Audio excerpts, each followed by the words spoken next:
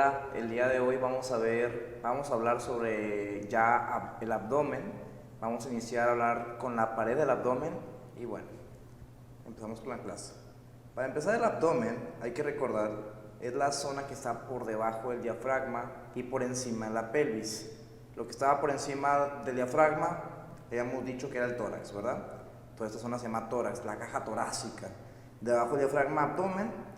¿Y cómo se limita el abdomen? Muy sencillo, ya dijimos, arriba el diafragma y abajo hay una zona que quiero que observen, este círculo, esta abertura de forma circular que está apuntando hacia adelante, sobre todo, un poco hacia arriba, pero más hacia adelante, que se llama estrecho pélvico superior. Estrecho pélvico superior.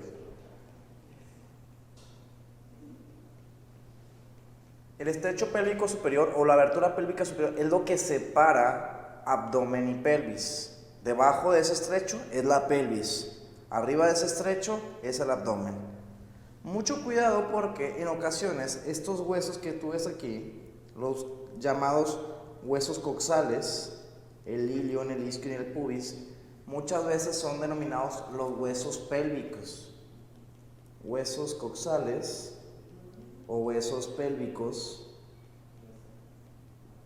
pero hay una parte de esos huesos, hay una superficie, sobre todo el ilion, que no está dentro de la pelvis, más bien está dentro del abdomen. Es por eso que esta zona de hueso, del hueso pélvico, que está por encima del estrecho pélvico superior, es la pelvis falsa, se denomina. Este espacio se conoce como la pelvis falsa.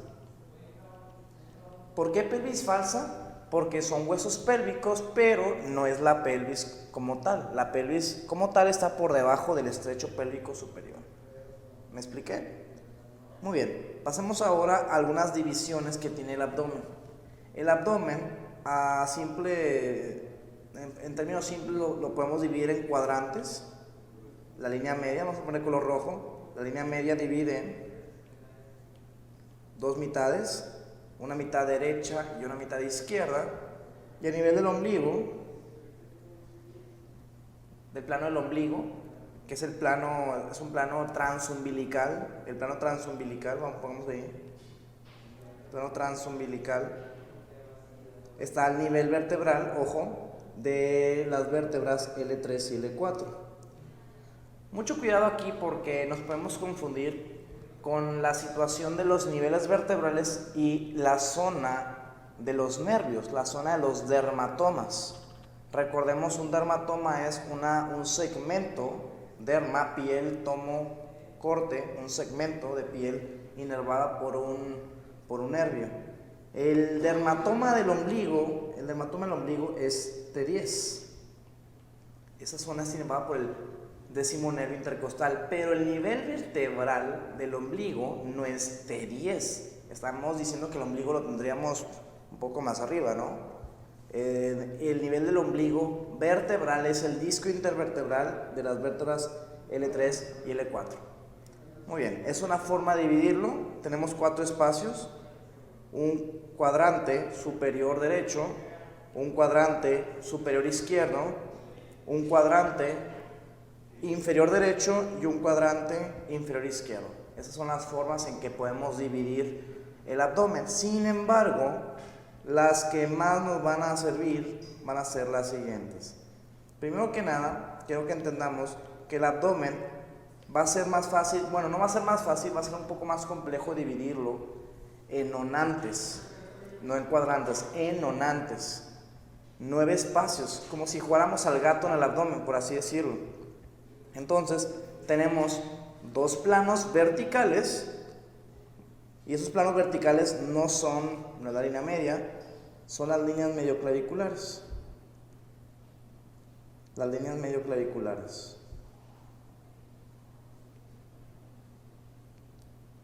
Entonces, esos son los planos verticales. Las líneas medioclaviculares no tienen mucho chiste, pero ahora tenemos los planos horizontales. 2 planos horizontales. Tenemos los planos superiores y los planos inferiores. El que más usamos del plano superior se llama plano subcostal. El plano subcostal, como su nombre lo dice, vamos a notar, el plano subcostal está por debajo o inferior, el término correcto anatómico es inferior, al borde de la décima costilla, del décimo cartílago costal. Este corresponde con el nivel vertebral. ¿Cuál nivel vertebral se localiza a nivel del plano subcostal? Respuesta correcta, L3. El plano subcostal se localiza, como su nombre lo dice, subcostal, debajo de las costillas. Este que vemos aquí. Vean cómo pasa en el borde inferior de ese cartílago costal. Recuerda que el reborde costal está formado por las costillas 10, los cartílagos costales 10, 9, 8 y 7. Recuerda que el séptimo cartílago costal es el último en articularse con el esternón, en el caso con la apófisis foides. El décimo forma el más inferior, ojo, del reborde costal. Obviamente no tenemos 12 costillas, no tenemos 10 costillas, tenemos 12 pares. Pero bueno, entonces el plano subcostal, escribamos, está en el borde inferior del cartílago costal número 10, pero no se localiza en T10. Recuerda que las costillas y las vértebras no están en el mismo plano horizontal. Por la forma oblicua que tienen las costillas en relación con las vértebras, el plano es diferente. ¿A qué nivel encontramos el plano subcostal? Respuesta correcta, al nivel de L3, nivel vertebral de L3. Entonces ya tenemos un plano, habíamos mencionado un plano umbilical, pero ahora tenemos el plano subcostal, que es el L3. Es el más usado, el plano subcostal, pero también por ahí tenemos un plano que también se puede usar de los planos superiores, que se llama plano transpilórico. El plano transpilórico, le dicen transpilórico por una estructura anatómica que está ahí, que se llama el píloro. Y el píloro está a nivel del L1, al nivel vertebral del L1. El píloro es la continuación, es la región que está separando el estómago. Bueno, es una región del estómago que va a estar separándolo del duodeno. Ese es el píloro. Es uno de los planos que podemos utilizar. El plano inferior, vamos a hablar del plano inferior, lo voy a poner de color verde. Sería este plano. Se llama plano intertubercular. Acuérdate esta palabra, tubercular. La palabra tubercular hace alusión a una estructura llamada tubérculo de la cresta ilíaca. El tubérculo de la cresta ilíaca lo vimos en primera parcial. Vimos que es una zona donde van unas fibras, se originan unas fibras llamadas cintilla iliotibial. Este tubérculo se localiza, de hecho, de unos 5 a 6 centímetros posterior a la espina ilíaca anterosuperior. Es la respuesta. ¿Dónde encontramos el tubérculo de la cresta ilíaca? De 5 a 6 centímetros posterior a la espina. Ahí lo vamos a utilizar. Entonces, este plano, imaginemos un plano imaginario, una línea imaginaria que está uniendo los dos tubérculos. Ojo, este plano está localizado, recuerda, a nivel de L5. Entonces ya tenemos 3 planos horizontales: subcostal a nivel de L3, transpilórico a nivel de L1 e intertubercular a nivel de L5. Son los planos que se utilizan. Y entonces tenemos diferentes regiones en el abdomen. Tenemos las de la línea media. Un tip para acordarte es que las de la línea media terminan en la palabra gastrio.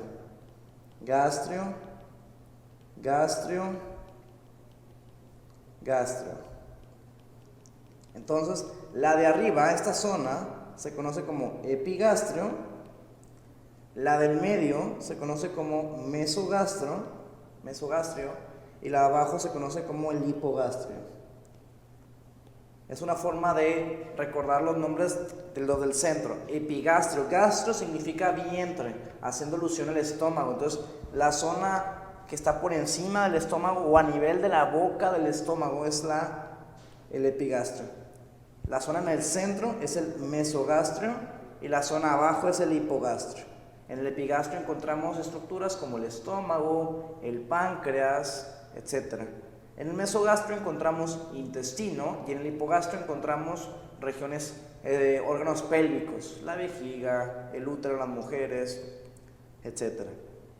Muy bien. Las zonas que están laterales al epigastrio se conocen como los hipocondrios. Hipocondrios. Tenemos obviamente un hipocondrio, de ese lado es el izquierdo y de este lado es el derecho. Hipocondrio derecho, hipocondrio izquierdo. El hipocondrio derecho se localiza sobre todo el hígado, la vesícula biliar. Hipocondrio izquierdo es más para una parte del colon, el vaso, por ejemplo. Debajo de esos hipocondrios tenemos a los flancos, flanco derecho y flanco izquierdo, zona común de los ureteros, el colon ascendente, el colon descendente, dependiendo del flanco del cual estés hablando. Y al final tenemos las fosas ilíacas. Las fosas ilíacas están por debajo de los flancos. Fosa ilíaca derecha y fosa ilíaca izquierda. Fosa ilíaca derecha, ahí puedes encontrar el apéndice, puedes encontrar el ciego, el ovario en el caso de las mujeres. En el lado izquierdo, fosa ilíaca izquierda, puedes encontrar el colon sigmoides, es lo más característico. Y en base a eso tú te vas a dar en abdomen un diagnóstico topográfico. Es decir, imagínate que tú tienes un paciente que acude por dolor en el hipocondrio, derecho. Un paciente te llega por dolor en hipocondrio derecho. ¿Cuáles son tus diagnósticos? A lo mejor tú todavía no sabes mucha medicina, pero sabes anatomía y sabes que en el hipocondrio derecho está el hígado y la vesícula biliar. Entonces puedes decir, pues el paciente puede tener un problema en el hígado, puede tener un cáncer de hígado, puede tener una hepatitis, puede tener, también está la vesícula biliar, puede tener una colecistitis o una colecistolitiasis, dependiendo el problema, ¿verdad? Otro ejemplo sería a nivel de la fosa ilíaca derecha. Imaginemos que el paciente llega por un problema en la fosa ilíaca derecha. Entonces, ¿qué síntomas o qué enfermedades puedes pensar aquí? Enfermedades del apéndice, puede tener una apendicitis. Enfermedades del ciego, puede tener ahí un absceso, una amibiasis, o ahí un problema de la válvula ileocecal, una intususcepción, etcétera, etcétera, etcétera. Entonces, en base a estos donantes, tú vas a hacer un diagnóstico topográfico, o sea, por zona. Claro, no, el que te duele el hipocondrio derecho no significa que el hígado no abarque un poquito más. El hígado, por ejemplo, está de este tamaño y abarca parte de epigastrio y parte de hipocondrio izquierdo, o sea, es nada más para ubicar. Muy bien, esto fue una introducción al abdomen. Hablemos ahora de la pared del abdomen. Es una imagen de la pared del abdomen. Yo quiero que vean las capas que tiene el abdomen. De superficial a profundo, las capas son las siguientes. Vamos a notar. Lo más superficial, ahorita vamos a hablar de una por una, es la piel. Obviamente, vamos a hablar de la piel, etcétera, etcétera. Después, si yo abro a este paciente, que está debajo de la piel, ¿qué es esto que ven aquí? Esas estructuras. Esto es la grasa, el tejido celular subcutáneo. Pongamos ahí la fascia, llamada fascia superficial, la fascia superficial o tejido subcutáneo, tejido celular subcutáneo. Recordemos que son sinónimos, el decir grasa, el decir fascia superficial, el decir tejido subcutáneo es lo mismo. No confundas con fascia profunda. Cuando hablamos de una fascia profunda, por ejemplo, en primer parcial, hablamos de las fascias que rodean los músculos. Aquí también tendremos algunas fascias profundas. Bueno, ahorita voy a especificar una por una, pero quiero que sepan que la fascia superficial, la grasa, vamos a hablar de la grasa, en el abdomen no es la misma arriba y abajo. Es decir, arriba del ombligo, imaginemos que este es el ombligo, arriba del ombligo la grasa es igual que la del resto del cuerpo, se continúa con la grasa del tórax, la grasa del cuello, se continúa hacia arriba es una continuación, no hay nada que lo esté separando. Es la característica de la grasa, es uniforme, no está separado por nada. Pero abajo del ombligo sí tenemos unas divisiones. Esta grasa se divide en dos fascias. Esta fascia superficial se subdivide en dos fascias, en dos capas. Tenemos entonces por ahí 2.1, podemos ponerle la fascia de Camper, o la lámina adiposa también se llama, lámina adiposa, y 2.2 la fascia de Scarpa. La fascia de Scarpa, lámina membranosa, esta es membranosa, esta no es tanta grasa, esta es membranosa. ¿Me van siguiendo? Muy bien, esas son las fascias de la fascia superficial. Ahora, muy bien, yo quito esas fascias, tanto arriba del ombligo como abajo del ombligo.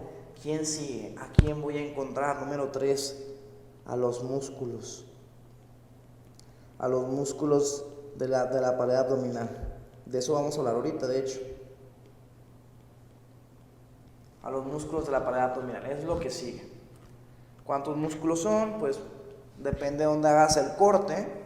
Si lo haces en la parte anterolateral, en las partes laterales del abdomen, vamos a encontrar por ahí a los oblicuos, oblicuo externo, oblicuo interno y al músculo transverso, ¿verdad?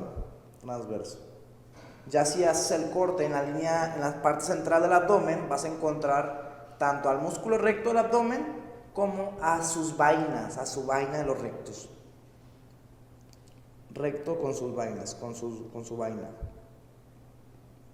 Si es en la parte central. Entonces, esa es la región que está por debajo de la grasa. Aclaro, cada músculo tiene su fascia, cada músculo tiene su aponeurosis, y su aponeurosis va a formar una cubierta en el centro, de la cual ahorita platicamos. Después, debajo de los músculos, ¿a quién tenemos? Número 4. Debajo de los músculos hay una fascia muy, muy importante. Es parte de estas fascias profundas, pero está engrosada en la parte posterior, que se llama fascia transversalis. Transversales. ¿Sale? Después, la fascia transversalis es esta que estamos pintando aquí de color verde. Está profunda el músculo transverso, o bien detrás de la vaina de los rectos, dependiendo de la zona. Aquí también la vemos, chéquense. La fascia transversalis está pues prácticamente en todo el abdomen. No, aquí no es nada más en la parte anterolateral o en la parte central, está en todo el abdomen, la fascia transversalis. Se continúa. Muy bien. Después, profundo a la fascia transversalis, tenemos también a una capa. Si te fijan, quiero que observen, estaba profunda la fascia transversalis. Esta capa que está aquí, tiene como que tejido graso. Es grasa, de hecho. No es tanta grasa como la que veíamos en la fascia del tejido celular, pero es fascia considerable. Llamaremos fascia extraperitoneal.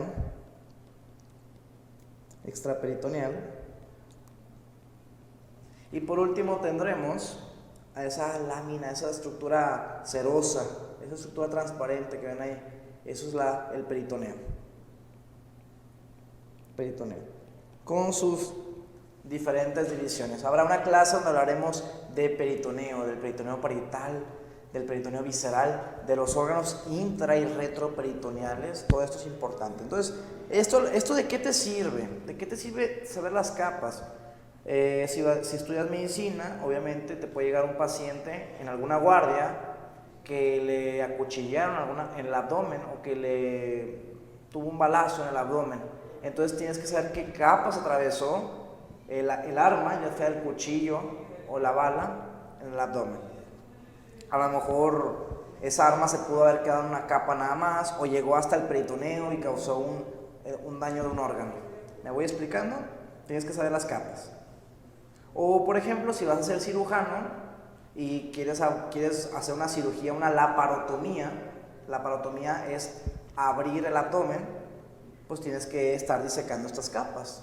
Entonces, habrá unas capas con las que más batalles. A lo mejor con la grasa no batalles tanto, pero cuando llegues, por ejemplo, a la fase de escarpa o algo más duro, una estructura más rígida, puedes batallar. Muy bien, estas fueron las capas del abdomen. Vamos a hablar de una por una. De la piel, ¿qué podemos decir? La piel es como la piel del resto del cuerpo.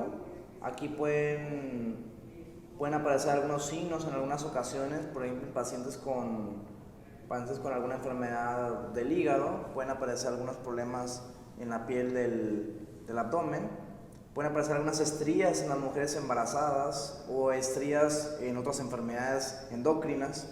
Es importante la piel. Digo, no viene mucho en el libro y tampoco te preguntan mucho. Vamos a hablar sobre la faz superficial. Dijimos que la faz superficial específicamente, vamos a poner allí, la fase de Camper. La fase de Camper también se llama, la fase de Camper es la lámina membranosa. Lámina adiposa, discúlpenme, lámina adiposa.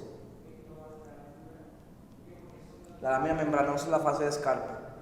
Bueno, ya sabemos, ya les había dicho, la fase de Camper o lámina adiposa está compuesta por grasa, tiene un grosor variable.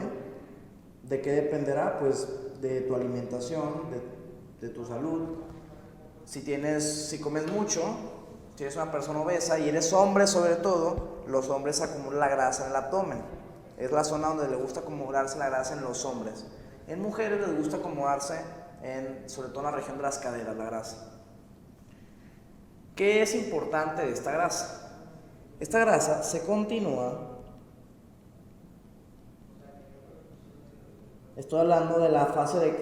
El tema es la fase de Camper, no en sí la grasa, sino la fase de Camper. La fase de Camper se continúa con la fascia superficial del muslo.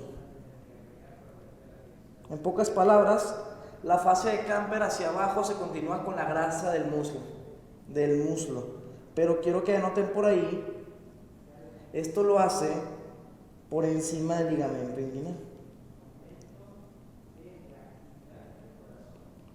inguinal. Esto es debido a que pues, la grasa es la misma prácticamente.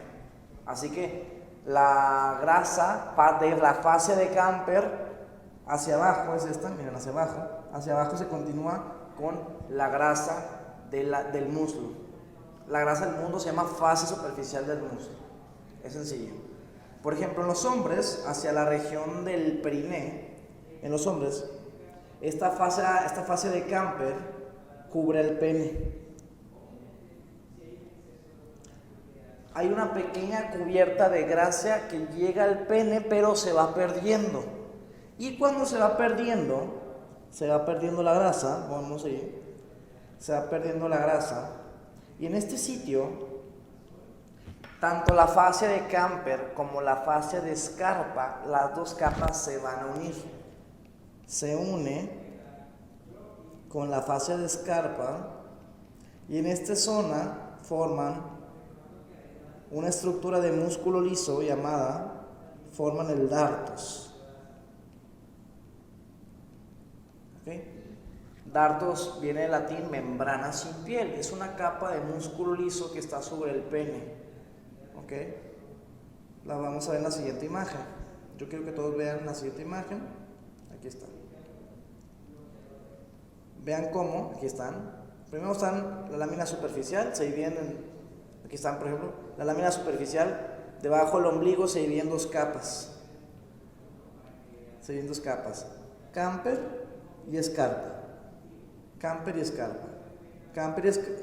escarpa, como pueden ver, van juntas, las dos llegan al pene. Vean cómo Camper se va perdiendo en el grosor de grasa, ya no tenemos grasa aquí, y se junta con escarpa. Y todo esto que estoy viendo aquí se conoce como dartos. ¿Okay? Es una capa del dartos. El dartos también lo vemos en esta zona, observen. La grasa que llega al testículo se va perdiendo poco a poco y se une con la fase de escarpa para formar el dardos. Para los que no tienen esta imagen, esto es un corte sagital, esto es un pene y esto es un corte parasagital, esto es un testículo. El pene está en la línea media en los hombres, el testículo no está en la línea media, está a los lados. ¿Sale? Muy bien. Es la peculiaridad de la fase de Camper. En las mujeres, no mencionamos. ¿Qué particularidad tienen las mujeres la fase de Camper? Se continúa con los labios mayores. Y ya. Los labios mayores son las estructuras de los genitales en la mujer que contienen grasa. Entonces, esa misma grasa proviene también de la fase de Camper, de los labios mayores.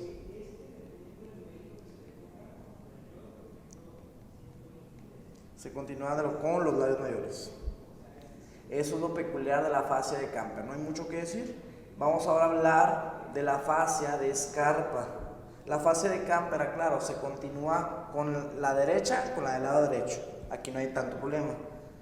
Escarpa es un poco diferente. Quiero que pongamos mucha atención a escarpa. Tiene un poco más de importancia, o más bien un poquito más de complejidad. Primero que nada, escarpa también se le dice la lámina membranosa. No tiene tejido graso, tiene prácticamente membranoso. El tejido graso prácticamente es muy pequeño, muy poco. Tejido graso a veces es ausente. Si hay es muy poco, pero lo normal es que no haya. La fase de escarpa, por ejemplo, vamos a ver su extensión hacia la línea media. La de ambos lados, cuando se van acercando a la línea media, se unen a la línea alba. La línea alba es una línea muy gruesa que tenemos aquí, que va desde la sínfisis del pubis a la apófisis sifoides. Entonces, las láminas de escarpa se van a unir a eso. A la línea media se unen a la línea alba. ¿Sale? Muy bien. Hacia abajo, hacia el muslo. ¿Llegan al muslo? Respuesta correcta, sí llegan al muslo. Se continúan, vamos a poner ahí, se continúan con la fascia profunda del muslo, no con la fascia superficial del muslo.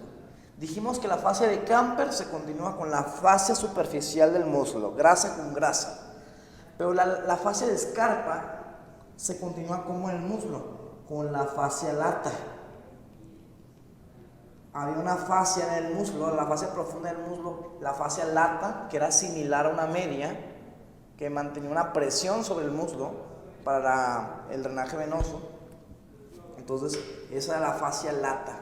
Y esta continuación ocurre por debajo del ligamento inguinal. Del ligamento inguinal. Quiero que subrayen por debajo. La fascia de Camper se continuaba con la fascia superficial del muslo por encima del ligamento. Esta es por debajo. Para ver esta imagen, yo quiero que vean, por ejemplo, la fascia de Camper. Aquí está la fascia de escarpa, perdón. La fascia de escarpa es el ligamento inguinal. Claro, el ligamento inguinal es profundo. El ligamento inguinal es parte de los músculos que vamos a ver ahorita, de la aponeurosis de los músculos. Entonces, el ligamento es profundo. Este es el ligamento inguinal. Ligamento inguinal. Pero, la fascia, chécate cómo está. Abajo ya no se llama fascia de escarpa, ahora se llama fascia lata. Es la fascia lata. Esto es hacia el muslo, ¿sale? Hacia el muslo. Muy bien. No solo eso, o sea, no solo va hacia el muslo la fascia de escarpa, también llega al periné. Aclaro, miren, yo quiero que vean la parte azul del libro. Ya dijimos que por debajo el ligamento inguinal se continúa con fascia lata. Y hacia el periné, hacia el periné, llega al periné y va a hacer todo esto, va a hacer todo este recorrido. ¿Cuál es este recorrido? Lo vamos a ver en la siguiente imagen. Este dibujo que les hice es una vista del periné. Sobre todo esta estructura que vemos aquí se llama, esto que ven aquí se llama membrana perineal. Membrana perineal. Esta membrana perineal es una estructura que vamos a ver en periné, separa compartimentos en el periné y son los huesos del pubis, tanto el pubis como el isquion. Entonces, ¿cuál es la inserción de la fascia de Scarpa en el periné? Es de la siguiente forma, va a seguir, estas ramas que están aquí las va a seguir. ¿Cómo se llaman estas ramas que están aquí? La rama, recuerden que esto es el isquion. Este es el isquion y esto es el pubis. Entonces, la rama que une el isquion y el pubis por abajo se llama rama isquiopubiana. Rama isquiopubiana. Es este. ¿Y dónde se van a unir las dos fascias de Scarpa en el periné? Acá, en el borde posterior. En el borde posterior de la membrana perineal. ¿Sale? Entonces, a esa fascia le vamos a llamar fascia de Coles. La fascia de Coles, o fascia de Coles, como quieras llamarles, también se llama la fascia perineal superficial. La fascia perineal superficial. Entonces, la fascia de Scarpa hacia el periné se continúa como fascia de Coles. ¿Y dónde se va insertando? Repito, ramas isquiopubianas de ambos lados, y se van a juntar las dos en el borde posterior de la membrana perineal. Y ya atrás de eso no hay fascia de Scarpa. Ahí termina la inserción de la fascia de Scarpa. Entonces, ¿qué aprendimos de la fascia de Scarpa?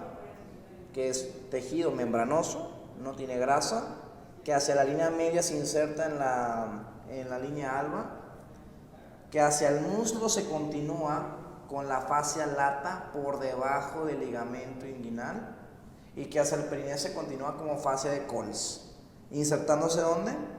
En las ramas isquiopubianas y en el borde posterior de la membrana perineal. Y da cuenta que aquí nos continuamos hacia arriba.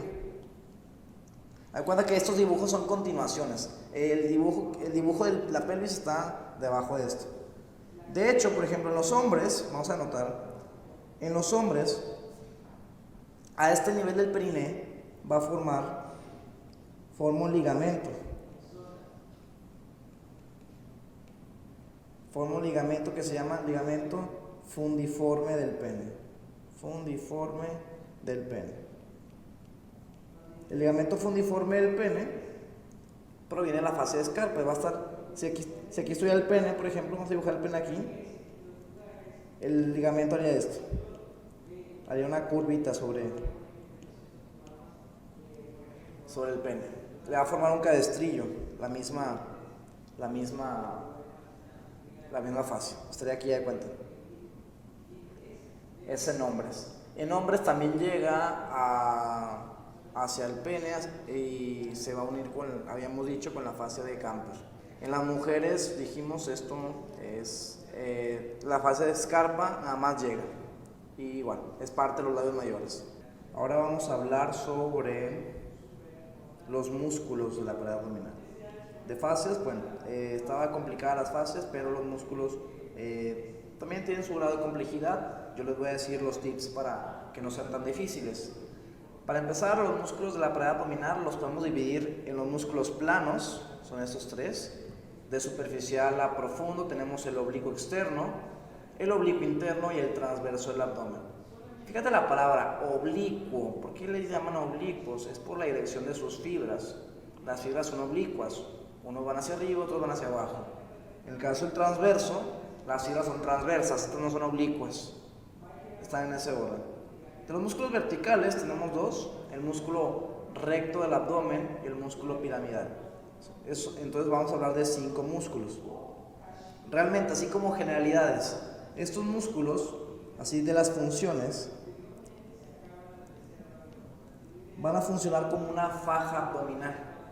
Estos músculos, primero que nada, van a aumentar lo que se llama, cuando se contraen, la contracción de estos músculos causa un aumento de la presión intraabdominal.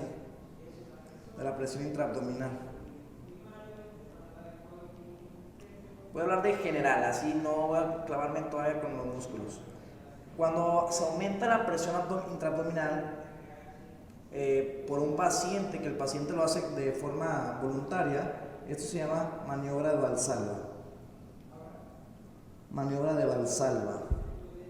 Cuando escuchen la palabra maniobra Valsalva o simplemente Valsalva, se refiere a eso, a un aumento de la presión abdominal. Por ejemplo, se le pide al paciente empujar, pero pues es, por ejemplo, cuando toses, cuando estornudas,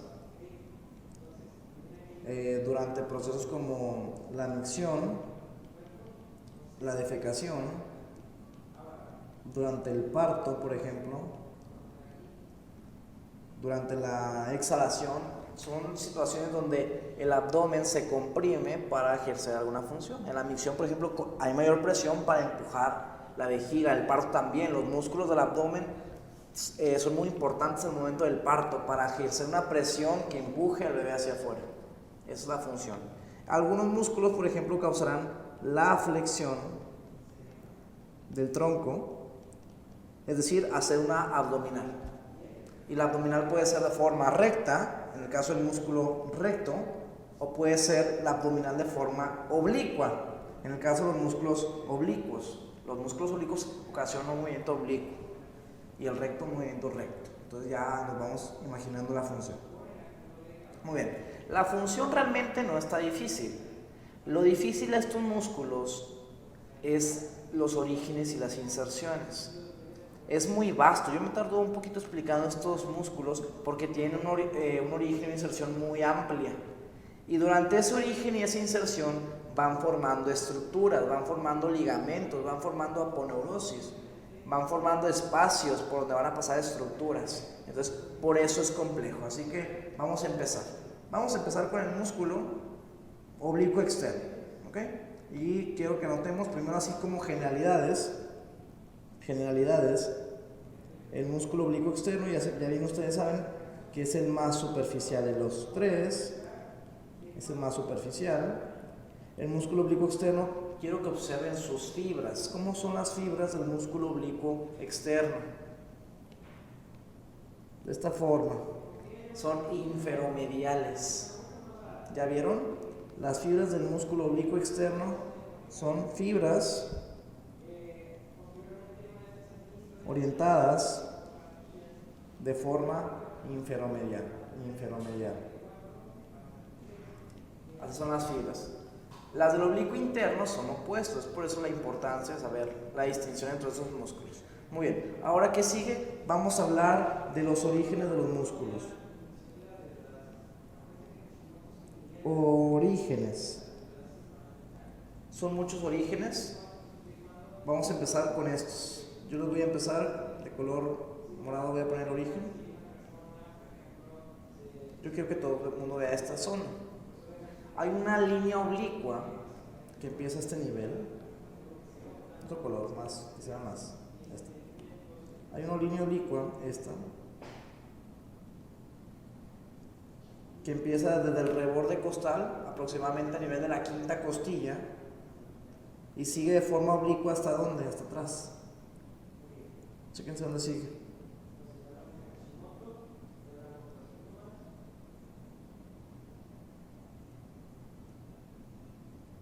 Aquí no se ve mucho, pero es este. Es todo esto. Entonces, ¿cuáles van a ser los orígenes?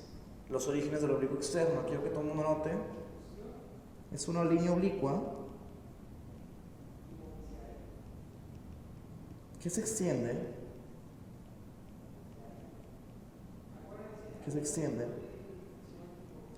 Desde el quinto cartílago costal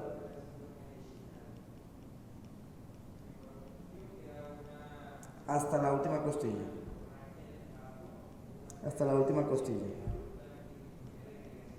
¿Ok? Entonces prácticamente son, los libros te lo describen de muchas formas. Unos libros dicen las últimas 8 costillas, por ejemplo, últimas 7 costillas, ¿verdad? O sea, las primeras 4 no entran en este juego. Entonces, el origen del oblicuo externo son las últimas 8 costillas y a partir de ahí sus fibras van a adoptar diferentes posiciones.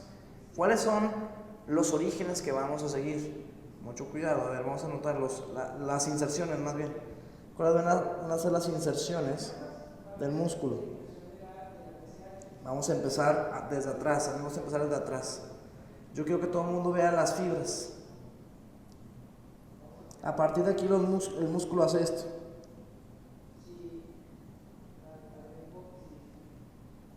En la parte más posterior, las fibras del músculo son más verticales. Conforme nos hacemos más anteriores, observen, más anteriores son más oblicuas y un poquito más horizontales, pero atrás son verticales las fibras. ¿Dónde están insertando? En esta zona. ¿Qué estoy señalando con el plumón? ¿Qué es eso que estoy pintando de color negro? Eso se llama cresta ilíaca. Entonces, la primera inserción es los 2/3 anteriores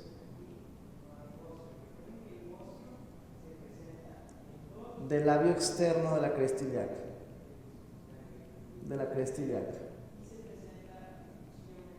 Esa va a ser la primera inserción. Labio externo de la cresta ilíaca. La cresta ilíaca tiene 3 labios: un labio externo, un labio interno y un labio intermedio. Yo les aplico a mis alumnos, quiero que se acuerden de Pedro, de la mnemotecnia Pedro, cuando hablamos del surco intertuberositario del húmero, ¿se acuerdan? Que les dije, el surco intertuberositario del húmero tiene un labio lateral, un suelo y un labio medial, donde se inserta, el pectoral mayor, el dorsal ancho y el redondo mayor. Bueno, aquí es parecido. La cresta ilíaca tiene 3 labios: labio externo, labio intermedio y labio interno. El músculo oblicuo externo se inserta en los 2/3 anteriores, a veces es en la mitad anterior del labio externo de la cresta ilíaca. Ese es uno de sus orígenes. ¿Sale? Muy bien. Otro de sus orígenes, como todos los músculos oblicuos, será las fibras laterales, que van así. Se están insertando, ¿dónde? ¿Qué es esto blanco que vemos aquí? Todo esto blanco. Esto blanco que ven aquí se llama aponeurosis del músculo. Entonces, la segunda inserción será la aponeurosis del músculo oblicuo externo. Del mismo músculo. Es una de sus inserciones. Estamos hablando de las inserciones de las fibras musculares, ¿va? Oye, ¿en qué momento deja de llamarse músculo y empieza a llamarse aponeurosis? Hay aquí una línea, no se alcanzan a ver, una línea vertical. Esa línea vertical corresponde, está en un nivel en específico, está a nivel del 9º cartílago costal.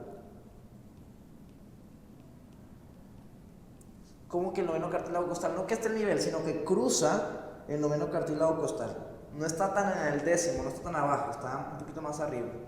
Ahí está el 9º cartílago costal y hay una línea imaginaria que está separando la porción muscular del músculo oblicuo externo de la aponeurosis del músculo oblicuo externo.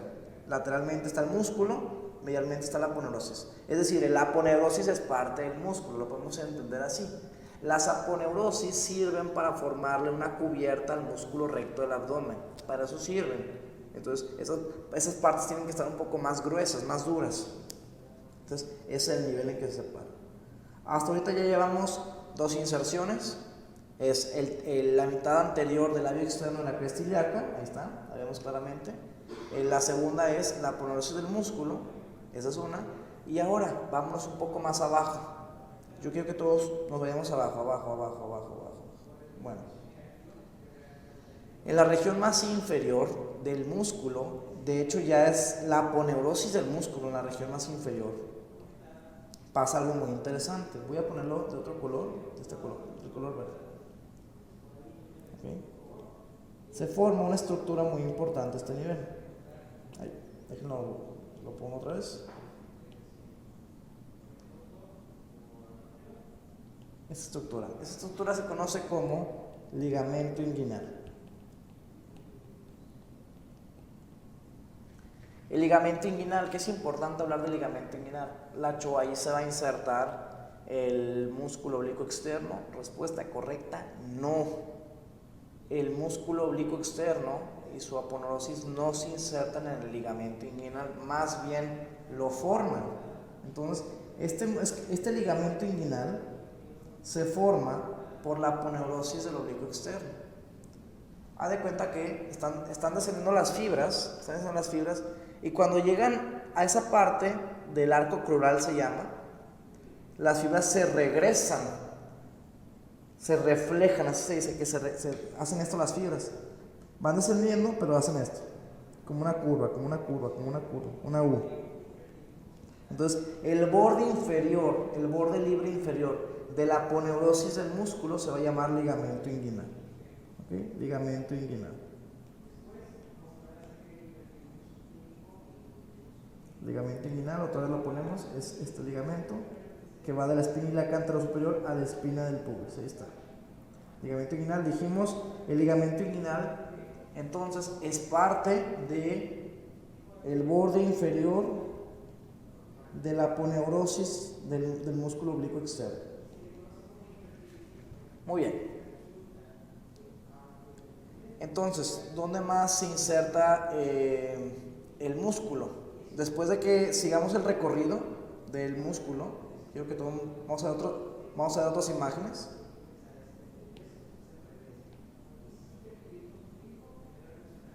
Esta imagen, vamos a ver. Yo quiero que todo el mundo vea. Ahorita nadie va a escribir, solo quiero que todo el mundo vea el ligamento inguinal. La parte lateral del ligamento inguinal, vean cómo forma un pocito. Pero la parte interna del ligamento inguinal, esto que ven aquí se llama espina del pubis. Espina del pubis es el sitio de inserción del ligamento inguinal. Aclaro, no llega hasta la sínfisis, llega hasta la espina del pubis. Es una zona donde lo pueden localizar el ligamento inguinal. Entonces, si en el examen nos dicen, oye, ¿a poco el músculo oblicuo externo se inserta en la espina del pubis? Está bien dicho. No está mal decir que se inserta en la espina del pubis. ¿Por qué no está mal dicho? Porque el ligamento inguinal es parte de la aponeurosis, se forma por la aponeurosis del músculo oblicuo externo, y ese ligamento se está insertando en la espina del pubis. Entonces, vamos a regresarnos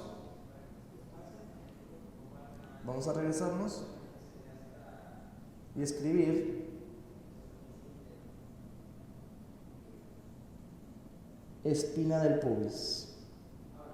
Número 3, espina del pubis. Es la espina del pubis, ahí se inserta uno de los ligamentos. ¿Qué nomás nos falta? Ahí mismo, esta misma imagen. Yo quiero que vean esta misma imagen, cómo en la parte interna del ligamento inguinal hay unas fibras que se abren en forma triangular. Vean. Esta estructura que vemos aquí, vamos a ponerle un nombre, se llama ligamento lacunar de Gimbernat. Ligamento lacunar de Gimbernat. El ligamento lacunar, muy importante, muy importante, ya quiero que vean cómo está el triángulo. El vértice del triángulo está apuntando hacia la espina del pubis, ¿ok? Es un triángulo que está aquí. La base del triángulo, la voy a poner de color roja. La base del triángulo, pongamos ahí, la base, o más bien base, así con negro. La base es el anillo femoral. Anillo femoral. El vértice, dijimos, es la espina del pubis. La espina del pubis. Entonces, ese ligamento lacunar de forma triangular, ¿a qué nos va a servir? Nos va a servir para reforzar el suelo del conducto inguinal. Ya sé que vas a decir, te dije conceptos nuevos. Reforzar el suelo del conducto inguinal. Ya sé que dices, oye, a ver, ¿cuál es el conducto inguinal? No estoy entendiendo nada. A ver, hasta ahorita solo llevamos que el ligamento inguinal, la parte más interna, las fibras del ligamento inguinal forman el ligamento lacunar de Gimbernat. Ya dijimos que donde se está insertando el ligamento, pero nos falta una parte muy importante, que es esta región, esta línea. esta cresta. Esta cresta se conoce como una inserción, la inserción del ligamento se conoce como la cresta pectínea.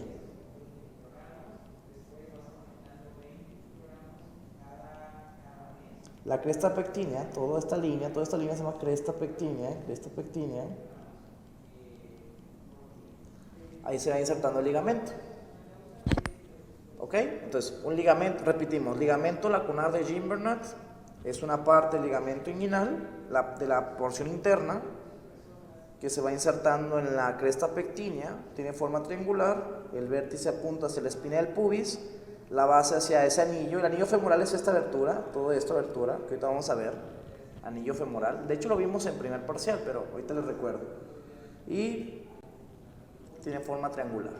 Ahora, el ligamento lacunar de Gimbernat hacia la profundidad se continúa en forma de otro ligamento que está aquí, que se llama ligamento de Cooper. Ligamento de Cooper. El ligamento de Cooper o ligamento pectíneo es una continuación por la cresta pectínea. Es una continuación, prácticamente. Entonces, para eso son los ligamentos.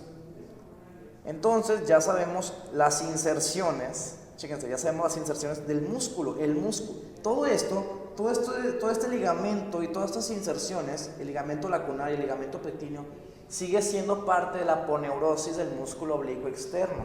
Es por eso que tu libro te dice, que una de las inserciones del oblicuo externo es en la espina del pubis y en la cresta pectínea. En la cresta pectínea. Es una de las inserciones del músculo oblicuo externo.